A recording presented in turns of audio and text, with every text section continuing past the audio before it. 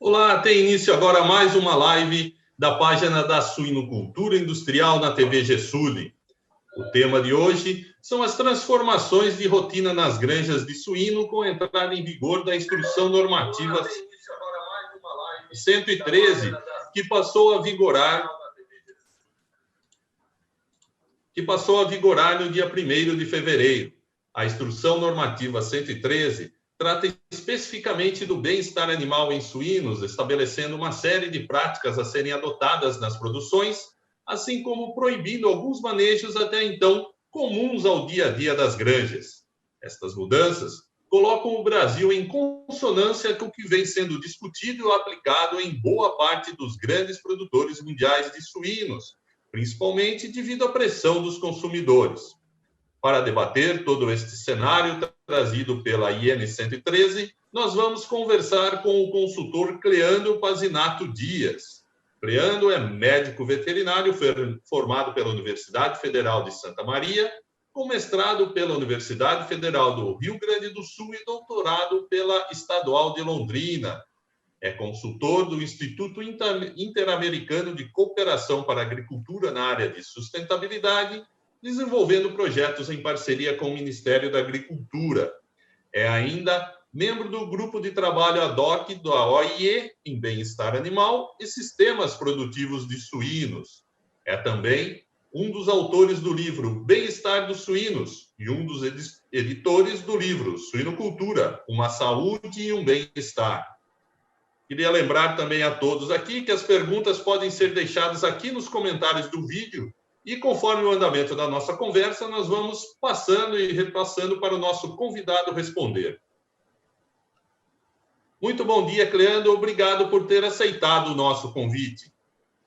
Bom dia, Humberto, e bom dia a todos que estão nos ouvindo. É uma alegria muito grande poder compartilhar esse momento com vocês. Agradeço a Gesuli também pelo convite, por poder estar disponibilizando para as pessoas um canal de comunicação tão importante para esclarecer dúvidas desse momento de transformação da suinocultura brasileira, especial relacionado ao bem-estar animal e também muito motivado aí pela Instrução Normativa 113, que vem trazer muitas mudanças, tanto de estrutura como de manejo. Então, bom dia a todos. Cleandro, para começarmos aí a nossa conversa hoje, qual que é a importância do bem-estar animal dentro do contexto mundial de produção de suínos? Bom, Humberto, o tema de bem-estar animal, ele não é recente, né? Ele vem de alguns anos já, sendo cada vez mais debatido, discutido e sendo pauta de assuntos dentro da cadeia produtiva e também junto de consumidores.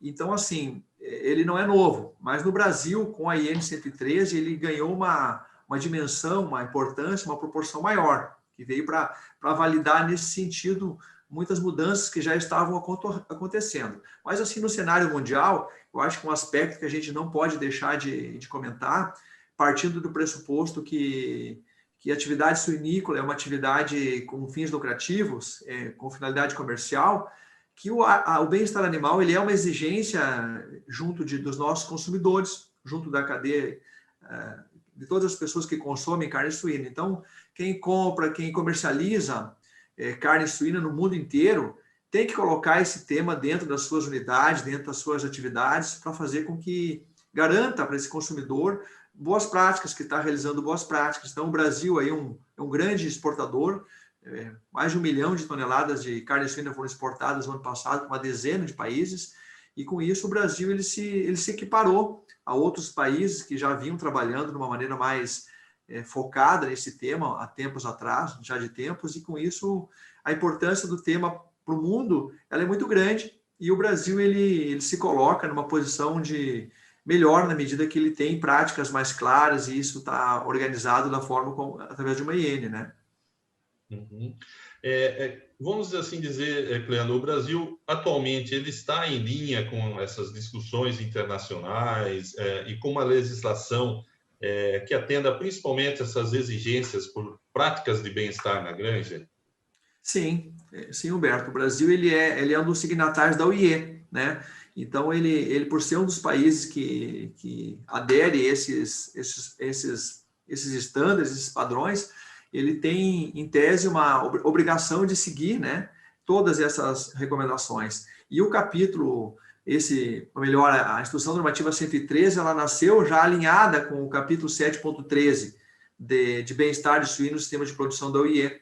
Então, o Brasil hoje ele se colocou num patamar, ou melhor, a nossa IN ela é alinhada com os padrões da OIE e colocou o Brasil no patamar, inclusive, se nós compararmos a nossa IN com a diretiva de 2008-120, que é a diretiva europeia, nós estamos, inclusive, melhores do que a União Europeia em termos de padrões. Então, isso coloca realmente o Brasil já estava nessa discussão, no tema, porque as empresas que atuam no segmento que exportam são empresas que já estavam alinhadas com esses padrões, já estavam com uma visão muito mais à frente, né, do que, digamos que a média da suinocultura brasileira, mas sem dúvida nenhuma que com a IN isso nos validou, como que nos credenciou, né, para muito mais fácil acessar mercados, para muito mais fácil explicar tudo aquilo que acontece aqui dentro em termos de como o animal é tratado, como que ele é cuidado, como que o manejo é feito dentro da granja, quais estruturas que precisam ser construídas e que forma. Então, nós estamos, sem dúvida nenhuma, alinhados com esses padrões, até acima, digamos assim, comparado com alguns países. Cleano, a partir da entrada em vigor da IN 113, que ocorreu agora dia 1º de fevereiro, né, e que trata especificamente do bem-estar nas granjas de suínos, o que realmente irá mudar na rotina dessas granjas? Olha, Humberto, essa pergunta a gente podia dividir em duas partes, né? Uma são mudanças estruturais, ou seja, as granjas que são construídas a partir de agora no Brasil, elas têm que seguir um padrão estrutural construtivo que tem algumas exigências e que antes não existiam, e também muitas mudanças relacionadas a manejo, a como fazer, como cuidar do animal. Então, são dois aspectos importantes, um relacionado à estrutura. Eu vou dar um exemplo que é, por exemplo, a gestação coletiva, que ela passa a ser uma obrigatoriedade a partir do 35º dia de gestação. Isso não existia. Isso vai fazer com que a estrutura física, né, o layout das granjas, o modelo construtivo, enfim, atenda a essa demanda. Um exemplo prático que está relacionado ao manejo, não à parte de estrutura, é a questão da castração, por exemplo, castração cirúrgica que passa a ser necessária com anestesia e analgesia a partir de 2030. Então, assim, tem algumas mudanças que são relacionadas à infraestrutura e tem mudanças que são relacionadas ao manejo. Então, o que vai mudar na rotina? Vai mudar que as granjas construídas a partir de agora e o jeito de cuidar dos suínos a partir de agora, como você falou na introdução daqui da nossa live, você falou que vão ter coisas que vão ser obrigatórias a serem feitas e outras que a gente, talvez, algumas granjas ainda faziam, elas vão ser proibidas. Então, vão ser mudanças significativas, sim, no contexto produtivo. Uhum. E em termos de período de adaptação, vamos assim dizer, há algum período para que essas granjas se adaptem, seja fisicamente em sua estrutura ou em termos das práticas adotadas pela sua equipe, pelos colaboradores? Sim, existem. A maior parte do documento da IN ele está valendo a partir de 1º de fevereiro, que foi o que você comentou. Ela foi publicada no Diário Oficial no dia 18 de dezembro. A IN 113 passou a vigorar a partir de 1º de fevereiro, que foi aí segunda-feira retrasada, né? Então, a maior parte dela já está valendo.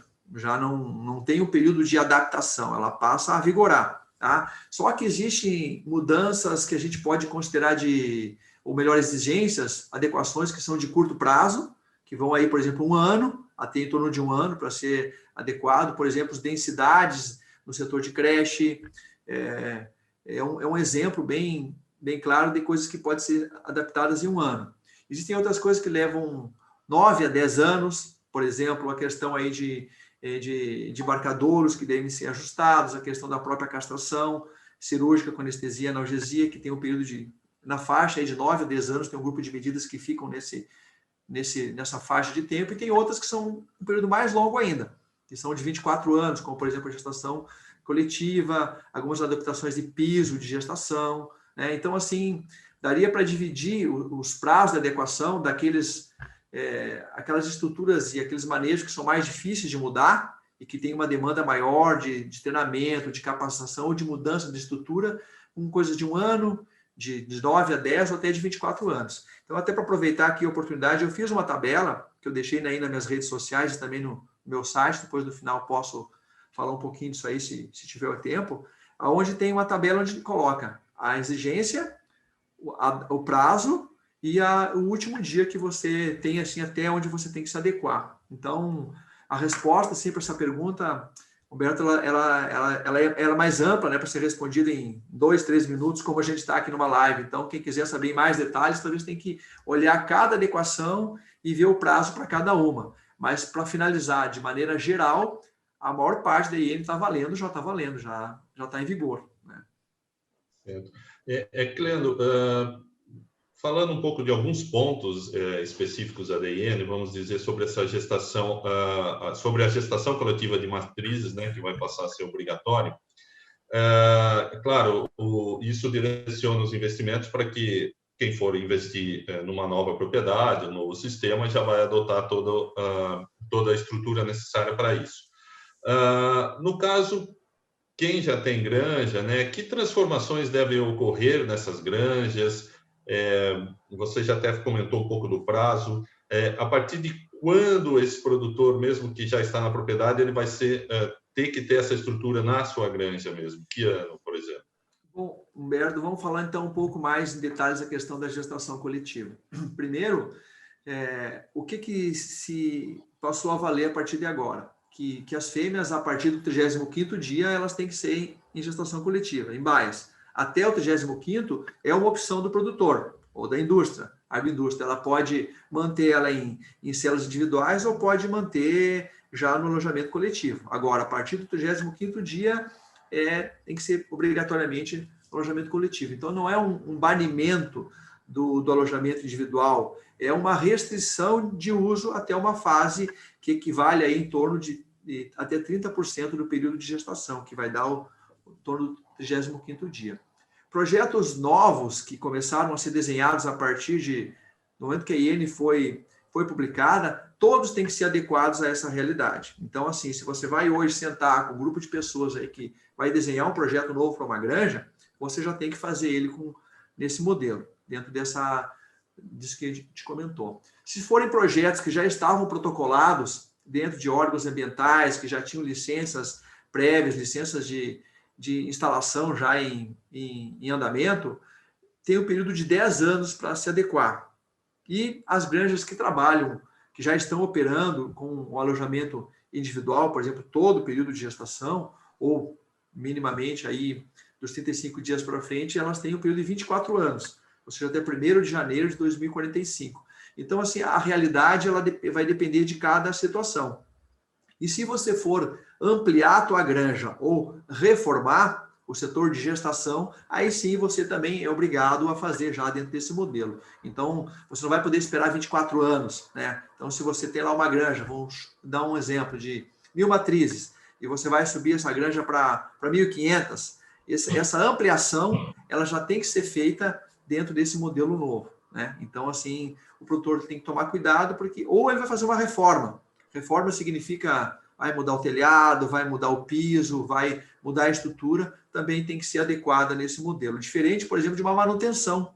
Ou seja, se é um produtor que tem gestação individual e que ele vai apenas fazer manutenção de células individuais, de piso ou de telhado, que não vai mudar em nada a estrutura, ele vai poder manter até 24 anos ainda, por mais 24 anos esse modelo. Então, essas são as regras que foram estabelecidas, que é um prazo longo, relativamente longo, né? Que eu creio que, de maneira geral, não vai ser complicado das pessoas atenderem, né? Embora, para alguns produtores, isso pode significar, quem sabe, até sair da atividade, né?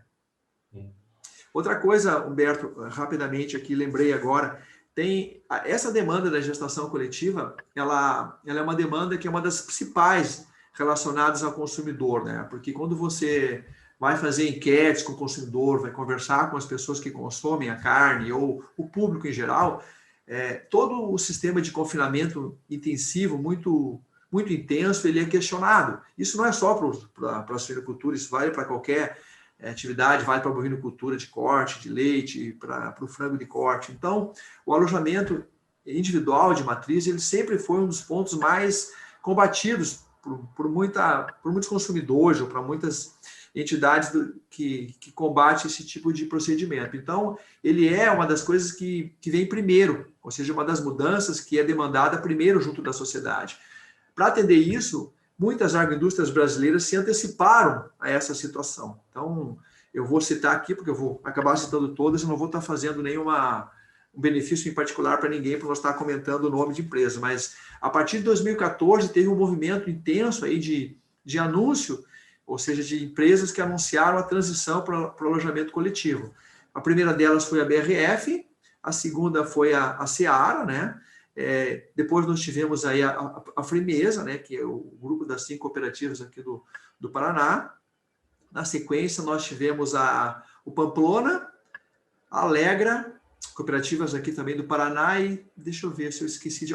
Perdão, em terceiro lugar foi a Aurora, que ficou a terceira na sequência. Então, nós temos hoje aí 6 agroindústrias que representam mais da metade, muito mais da metade do volume produtivo de carne brasileira, que já tem um compromisso de fazer essa transição aí até o ano 2026, 2025, algumas um pouco mais na frente, que foram as últimas que fizeram os seus anúncios. Então, assim, as empresas que estavam conectadas com esse consumidor e com essa comercialização, com a exportação de carne, elas já vinham trabalhando na questão da gestação coletiva em muitos outros aspectos, porque bem-estar animal não é só, falando de suínos, não é só a gestação coletiva, tem esse monte de outros aspectos que são importantes, né? Então, apenas para frisar que muitas empresas elas já estavam se antecipando a algumas dessas medidas e estavam, inclusive, fazendo compromissos públicos, o que demonstra que a cadeia suinícola brasileira, né, ela está muito conectada com aquilo que acontece fora do país e estava já de uma maneira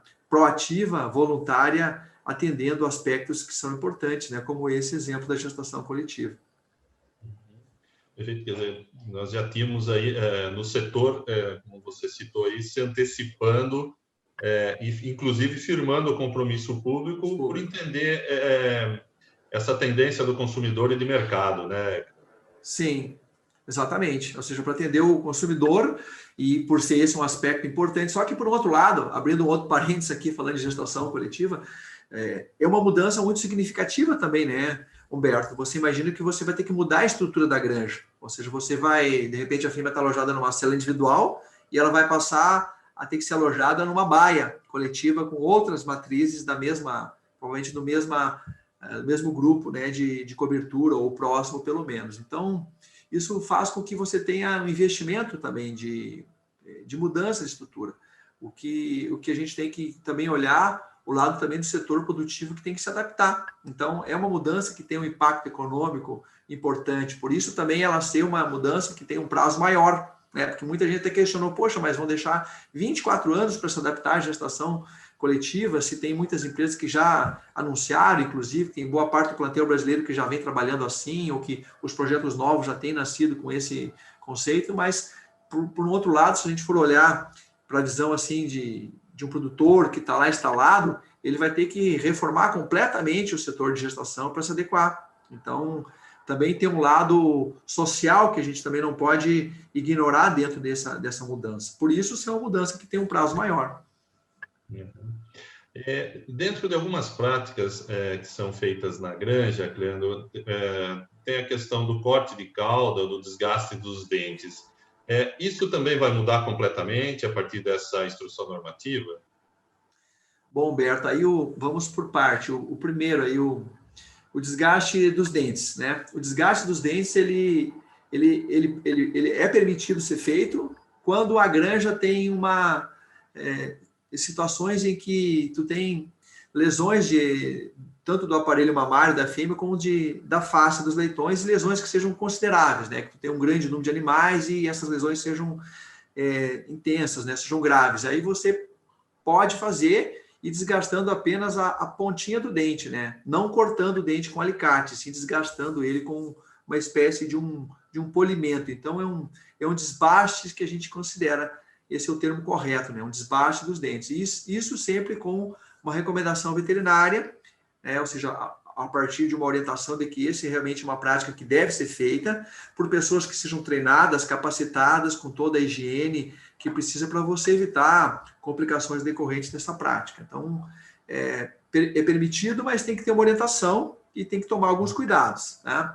Com relação ao corte da cauda, alguma coisa também caminha numa linha parecida. Você também, idealmente que não se faça tanto o desgaste dos dentes como o corte da cauda, mas voltando ao corte da cauda.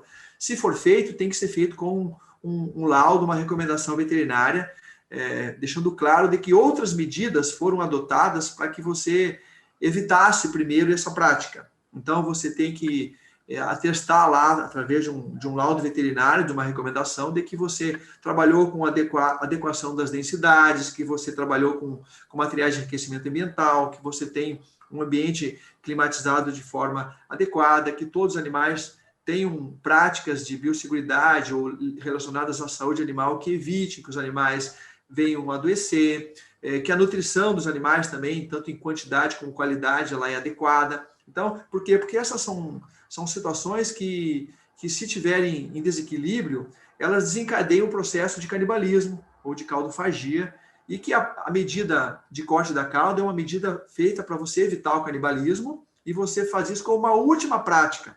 Então, por isso um veterinário tem que atestar de que você trabalhou todas essas outras medidas anteriormente para que você recomende o produtor a fazer. E se o produtor fizer, ele tem que fazer até o 3º dia. A partir do 3º dia, ele tem que usar anestesia e analgesia. Tem que ser com o pessoal também capacitado, pós cortar no máximo o terço final da cauda, e na sequência do corte você tem que cauterizar. Então, assim, existe uma série de procedimentos que devem ser pensados antes de você adotar essa medida regularmente. Por outro lado, aqui também, vou abrir aqui um parênteses, sair um pouquinho da higiene, botar um pouco da minha experiência aí como envolvido no setor produtivo. Essa é uma prática de difícil banimento, porque as causas, os fatores que predispõem a questões de canibalismo, eles são multifatoriais e são muitos, como eu citei. Então, para você realmente parar de fazer uma recomendação de corte de cauda, você tem que ter uma condição produtiva de qualidade de vida dos animais muito bem feitas, muito boa. Você tem que atender uma série de outros pré-requisitos que a maior parte deles estão dentro da própria higiene. Então, eu acho que esse vai ser um desafio que o setor vai enfrentar, que a minha sugestão é que realmente as pessoas se dediquem para que parem de fazer essa prática, mas que, antes disso, revejam todos os seus protocolos de sanidade, seus protocolos de alimentação, de ambiência, de conforto animal, de boas práticas, inclusive de mistura de animais, de densidades, para que você utilize materiais de enriquecimento ambientais de boa qualidade, para que você realmente pare de fazer que isso não se transforme num outro problema ali na frente, que é uma questão de canibalismo. Então, é algo complexo de você trabalhar. Precisaria aí um tempo maior para a gente entrar um pouco mais a fundo nessa questão, mas é algo mais complexo do que o desgaste dos dentes, o desbaste que muitas granjas já deixaram de fazer e não tem tido nenhum tipo de problema. Ou se faz um número pequeno de porcas, né, de leitegadas, que isso é algo que pode ser controlado de uma maneira muito mais fácil e mais rápida, né? Então, são dois aspectos que tem a ver com situações de dor, dolorosas, com os leitões recém-nascidos, Roberto, mas que tem desdobramentos diferentes, que embora muitas vezes sejam colocados dentro de no mesmo balaio, dentro de uma mesma caixinha, eles na prática eles são completamente diferentes e tem que ser vistos de forma bem cuidadosa para os produtores, né? Cleandro, a castração também é outro tema bastante discutido, e acho que também com impacto até da relação do consumidor em relação a isso. Com a higiene, ela terá de passar a ser cirúrgica com anestesia e analgesia nas granjas. A castração, a partir dessa instrução, passará só a ser executada como um procedimento por médicos veterinários da granja. Como ficará especificamente a situação da castração? A castração, assim, Humberto, antes de entrar direto na questão da higiene, ela é uma das práticas regulares dentro de uma granja de suínos que tem mais aversão do consumidor. Então, assim, por ser uma prática extremamente dolorosa, cruenta e de muito difícil defesa junto de qualquer consumidor. Então, assim, as pessoas que estão, às vezes, envolvidas com essa prática de rotina das granjas, muitas vezes as pessoas não se percebem do impacto negativo que ela tem junto do consumidor. Então, os avanços que a IN está propondo nesse sentido, eles são extremamente prudentes. E ainda um pouquinho antes de entrar na própria IN, a gente tem que deixar claro que o Brasil, desde 2007, ele aplica a imunocastração.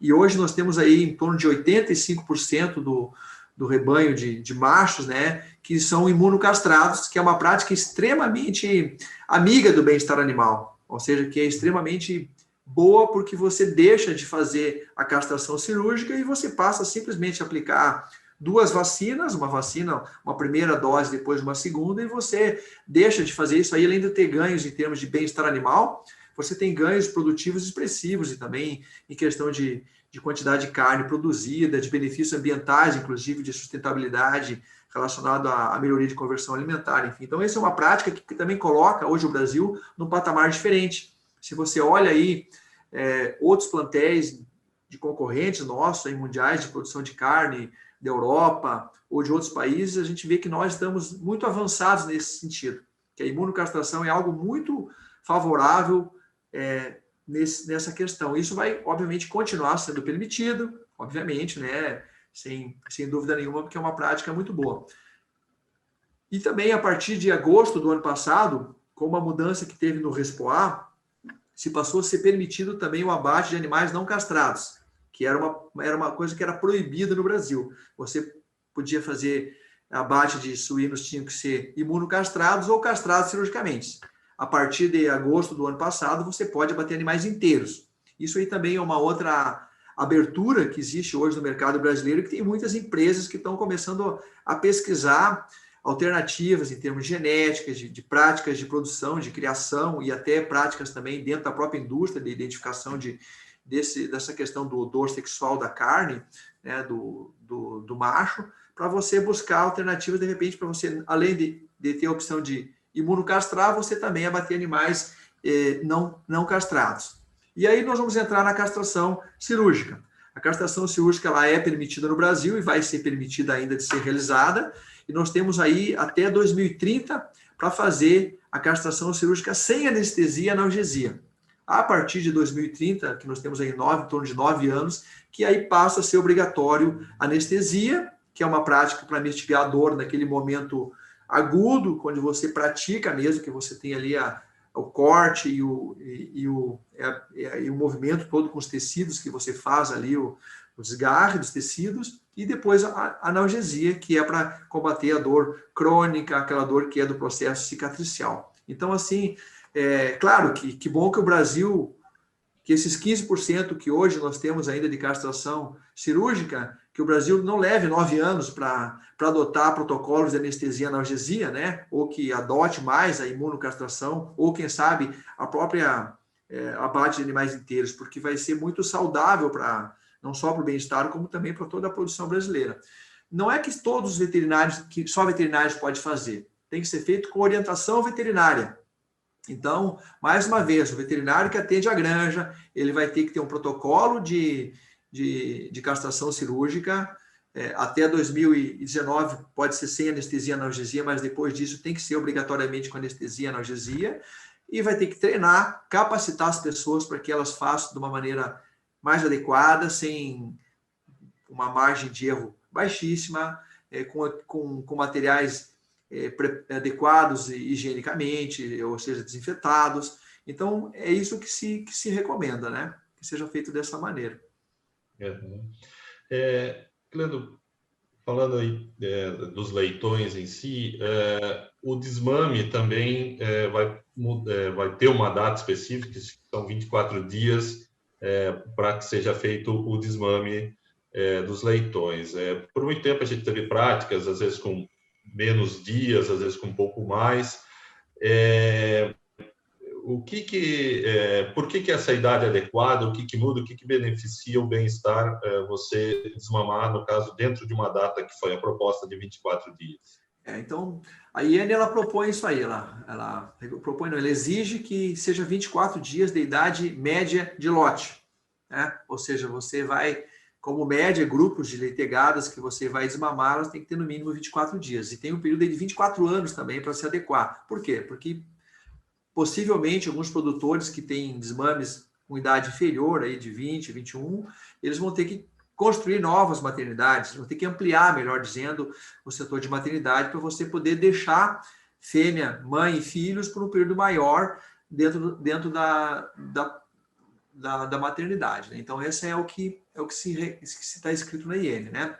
Quais os benefícios que você tem? O desmame é um dos pontos mais críticos em termos de bem-estar animal, porque é o momento que você tem aí a separação, né, do filho da mãe, e que você tem uma mudança drástica, abrupta da dieta, mesmo que você forneça a dieta, o creep feeding lá no período de maternidade, que é recomendado, que inclusive está como uma recomendação, né, da IEN, você tem uma mudança quando ele vai para o setor de creche, quando você separa ele da mãe. Então, é muito traumático esse momento. Por isso que se você tirar um leitão mais velho, por exemplo, com 24 dias, você tem um leitão mais preparado, não só imunologicamente, como também na parte nutricional, mais adaptado para fazer a conversão, né, da dieta sólida e se alimentar e passar a viver dessa dieta diferente do leite. Então, o menor uso também de antimicrobianos no período de creche. Então, tem todo um apelo, melhor dizendo, vários trabalhos que demonstram que é benéfico para o bem-estar animal, é benéfico também para a redução de uso de antimicrobianos, é melhor para a saúde do animal, tanto digestiva, entérica, de absorção de nutrientes, como também a parte de saúde, de imunologia, né? Então, tem uma série de benefícios que advêm de você trabalhar com uma idade um pouco maior.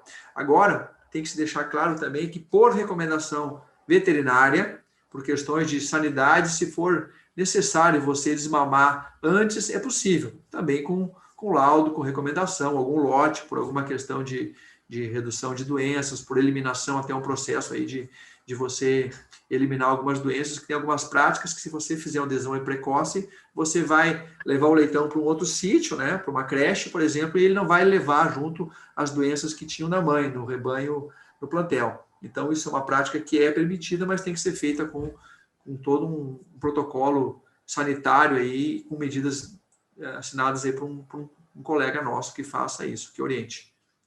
Uhum.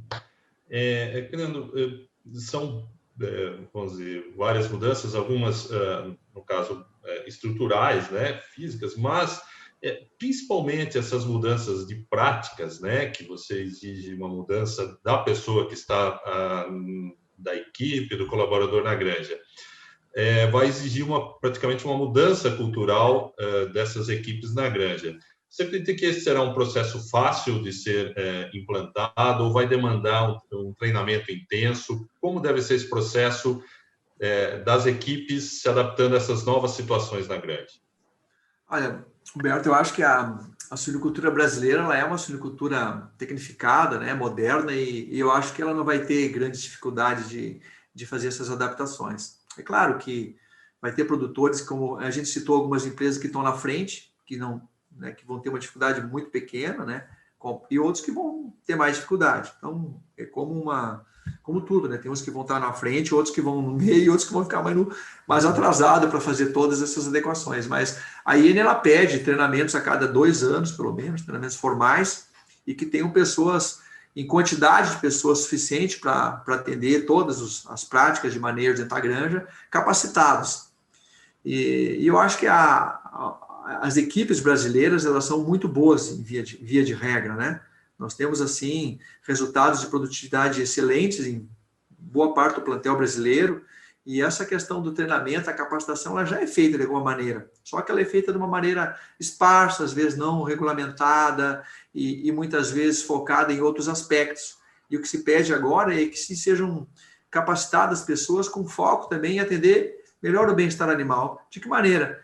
Práticas orientando as pessoas de como alimentar os animais de maneira coerente, correta, de como fazer práticas reprodutivas que sejam mais adequadas, questões sanitárias também. Então, são aspectos desse sentido que vão estar dentro do programa de treinamento dessas equipes. Então, eu vejo que Vai, claro, representa um desafio fazer isso de uma maneira formal, organizada, dentro de prazos regulamentares, mas eu creio que isso não vai ser um desafio tão grande, não, conhecendo aí a suinocultura brasileira e os empresários, as agroindústrias, as equipes de fomento, de departamento técnico, a gente tem, eu creio que isso não vai ser tão complicado de fazer, não.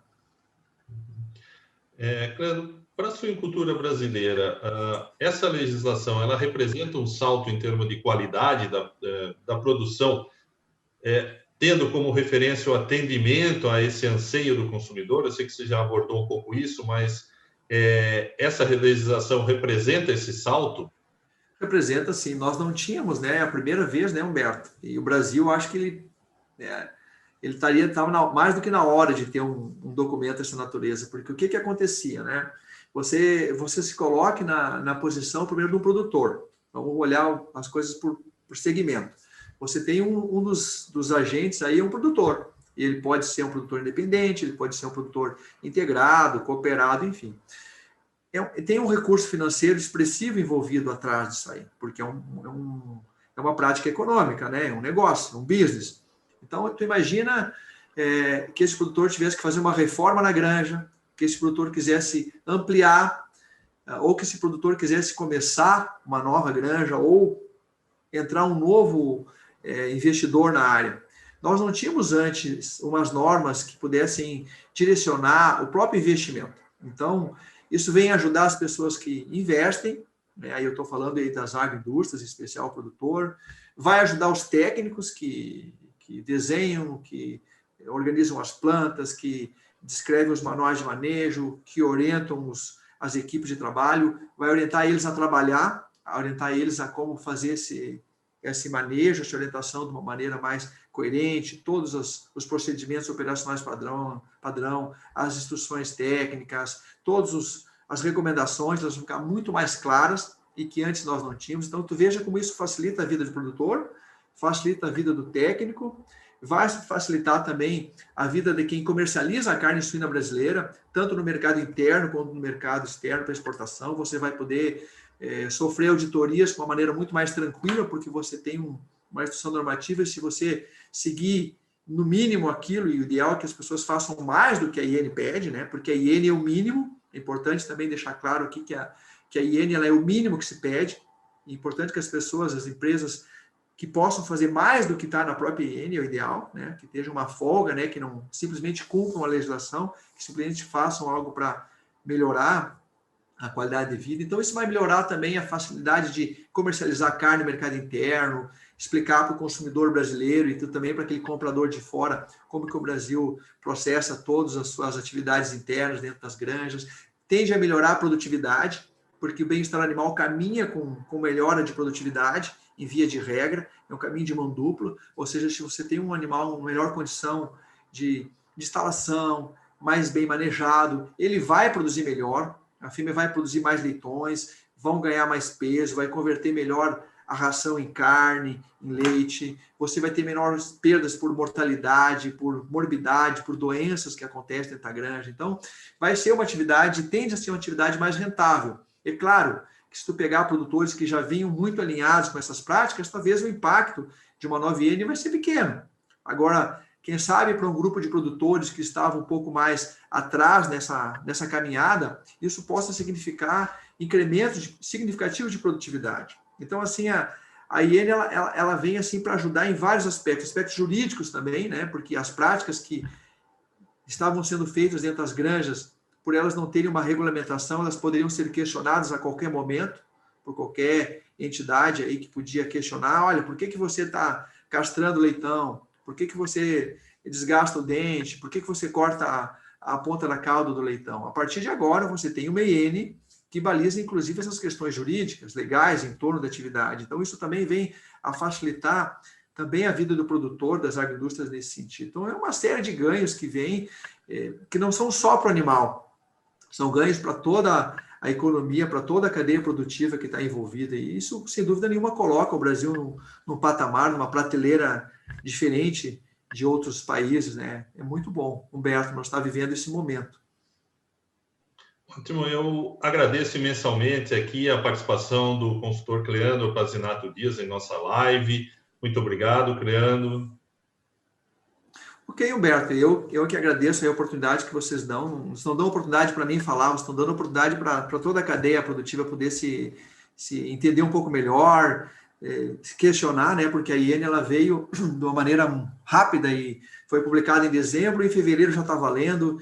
Então, assim, a gente tem recebido muitas consultas de pessoas com dúvidas, né? E eu acho que oportunidades como essa ajudam a desmistificar. Eu acho que é uma coisa que veio para o bem, veio para o bem do animal, veio para o bem das pessoas que trabalham, para o bem da própria natureza, que a gente está envolvida nesse ecossistema produtivo e eu me coloco à disposição. Eu tenho lá o meu site, né, www.cleandrodias.com.br. Eu tenho lá uma biblioteca virtual onde eu coloco vários temas, artigos científicos, artigos de publicação de mídia. Eu fiz algumas publicações relacionadas à própria IN. Se você entrar lá e digitar, por exemplo, prazo da IN, se você digitar densidades, você vai encontrar materiais que ajudam as pessoas a entender melhor e como aplicar. E, então, me coloco à disposição, tanto daí da Gessulho, como dos colegas aí do campo, das empresas, se precisar algum apoio, a gente está aí para colaborar. Tá ótimo, muito obrigado mais uma vez, Cleandro. E eu convido a todos aqui que não deixem de acompanhar nossa programação de lives, né, nos sites da Suinocultura Industrial, Avicultura Industrial, que são transmitidos por meio do nosso canal no YouTube, a TV Gessulho. Se você não se inscreveu, se inscreva no canal. Um bom dia a todos, até mais. Obrigado.